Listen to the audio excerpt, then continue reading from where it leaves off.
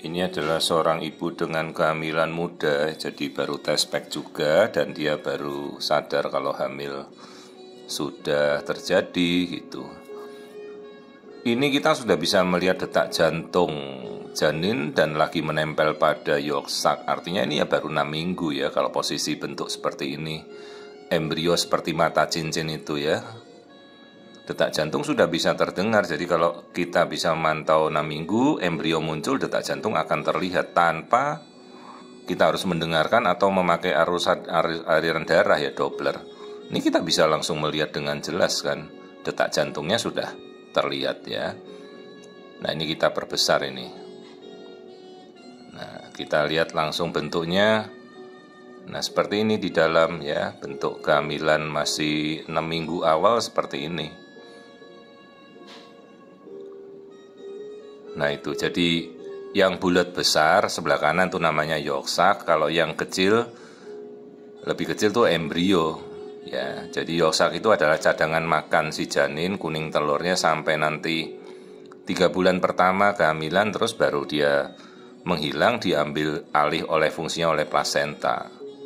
Ya ini panjangnya 3 mili, kecil sekali tapi sudah terlihat ya, dengan pemeriksaan seperti ini kita bisa melihat bahkan detak jantung, aliran darah, suara juga kita bisa sudah nangkap. Ya, seperti ini.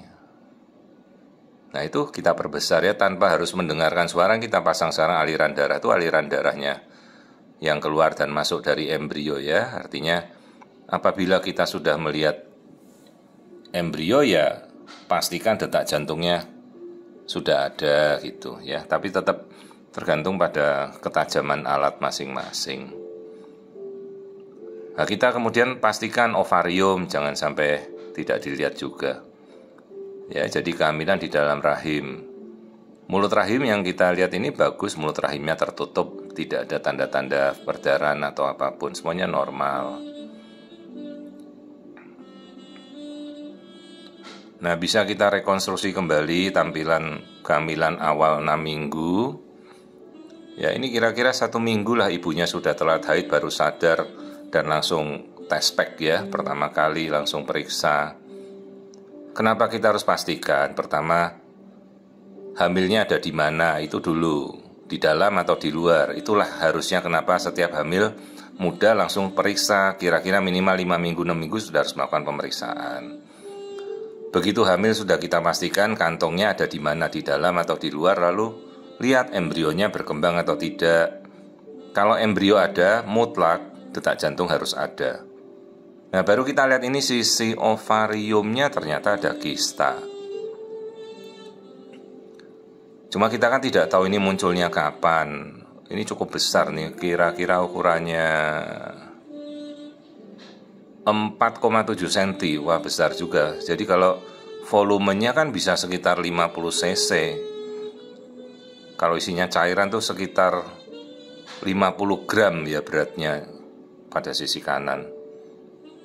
Ya saat ini tidak mengganggu, jadi kita edukasi ibunya jangan terlalu banyak aktivitas seperti lompat-lompat atau apalah gerakan yang ekstrim ya, karena hati-hati kista itu bisa terpuntir. Ovarium sisi kiri bagus. Ya mudah-mudahan ini nanti seiring dengan perjalanan kehamilan dia kempes ya. Kalau ini kistanya pecah, ini cuma air saja, tidak ada masalah. Cuma dihimbau, diedukasi, Bu, jangan aktivitasnya heboh-heboh. Khawatirnya kalau kista seberat itu nanti terpuntir kan nyerinya luar biasa, harus kita buka operasi. Nah ini kehamilan jadi seperti 6 minggu ya, seperti inilah bentuknya. Semuanya pertumbuhannya normal ya. Jadi sering kok ada hamil tuh dengan kista ovarium, tinggal kita lihat jenisnya apa. Kalau jenis seperti ini kan jenis jinak, ini hanya sisa dari sel telur yang dipakai pada masa sebelum hamil ya. Cuma telurnya tidak ovulasi gitu. Ya inilah bentuk janin 6 minggu ya seperti ini.